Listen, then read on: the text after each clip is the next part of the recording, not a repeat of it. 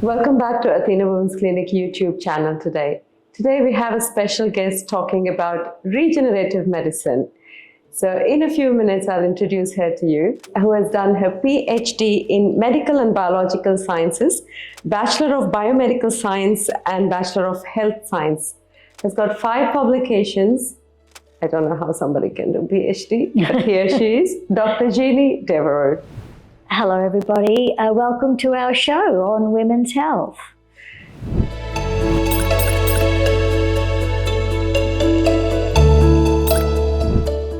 So we're going to talk about something very, very important. It's called PRP, or Platelet-Rich Plasma. I hope I'm saying that correct, Jeannie.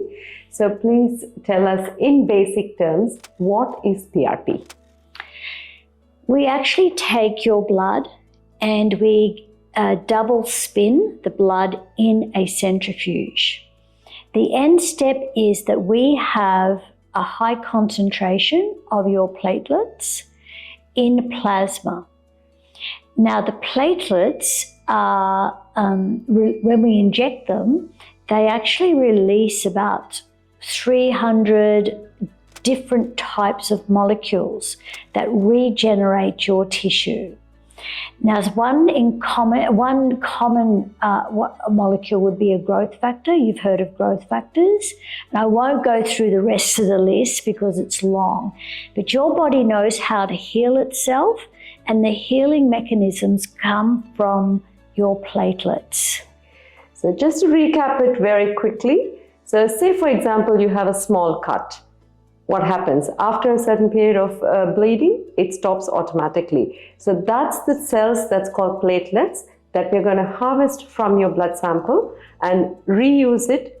Of course, with the platelets come all the factors that will help with what we call regeneration, just like how your body heals yourself. We are creating this artificially. Let's not say artificial, it is your own blood, but we are introducing it into areas where healing is needed. Mm-hmm. Yes. So we are not waiting for a cut. So we are injecting the PRP into an area where your tissue is degenerating.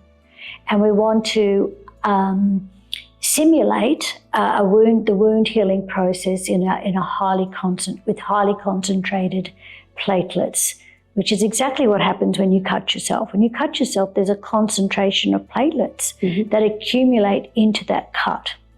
So we're using PRP, we're doing exactly the same thing without the cut. Same healing mechanism without the cut. Okay. So that's a gist of what PRP means to you. So the next question that you guys should be asking in general if you are going for a PRP treatment is, how do you know this is the appropriate one for you, or how do you assess the quality of PRP?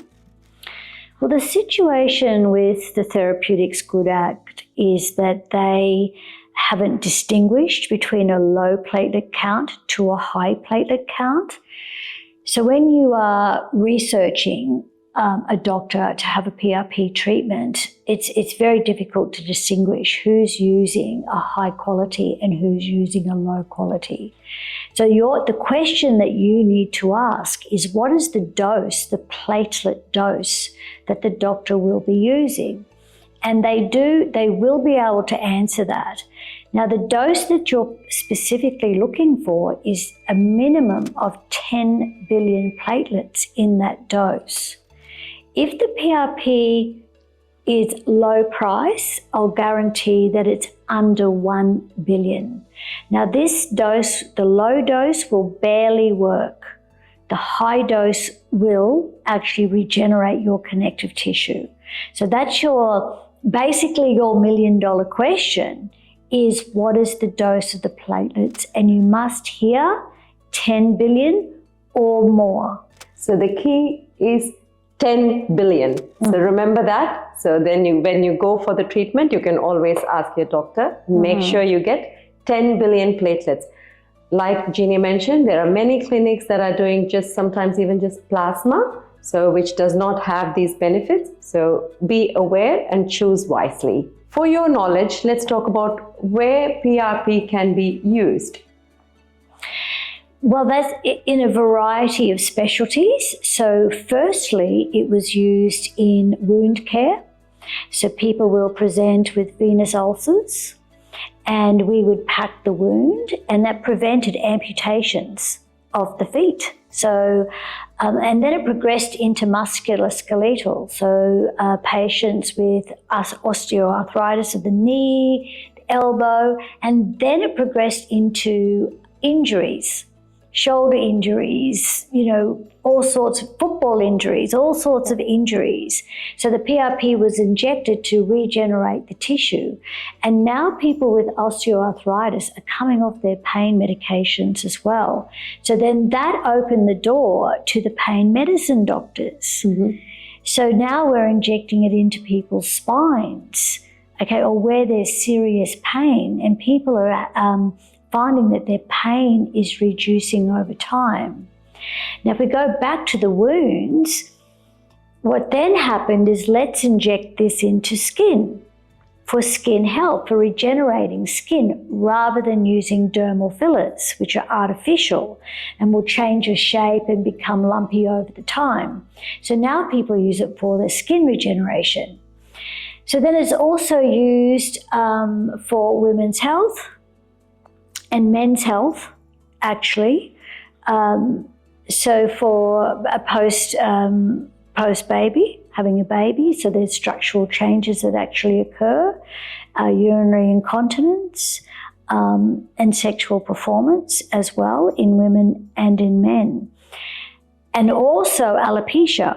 Mm-hmm. So many times a woman may find her hair is molting after she's had a baby, but even not without having a baby, hair will start to molt from low D, low iron, hypothyroidism, etc. So rather than them being injected with steroids, we found that the PRP regenerated the hair in women and also in men. So men no longer need to wear the toupees, they're not necessarily having the hair transplants anymore. So we're finding this, it's become it's growing and growing and growing, but the success rate depends on the dose. Mm-hmm.